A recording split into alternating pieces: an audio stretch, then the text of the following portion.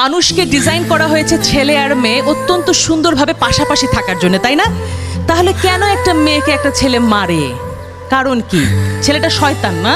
দোষ না, ছেলেরা অনেক ভালো। রফিক স্যার কি দাঁড়াবেন একটু? এই যে রফিক স্যার, উনি আমার ছোটবেলার বন্ধু, উনি আমার সকল পরীক্ষায় আমাকে নোট দিতেন। তাহলে ছেলে মেয়েতে কি বন্ধু হয়? মনে রাখতে হবে তুমি একজন সুন্দর ছেলে।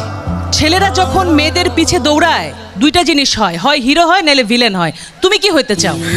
হিরো। ভিলেন হতে চাইলে কি হবে জানো? পিছে পিছে দৌড়াবা, ওই যে পুলিশ এসপি সে ধরে নিয়ে আবার একটু প্যাদানি দিবে। মেয়েকেও পাবা না, মাইরও খাবা। ভাই ভালোই তো বাসছিলে, তুই কি দোষ করলা, তাই না? তার মানে দোষটা কোথায়? The way. তুমি রাস্তায় দাঁড়িয়ে শীষ বাজাবা কেন?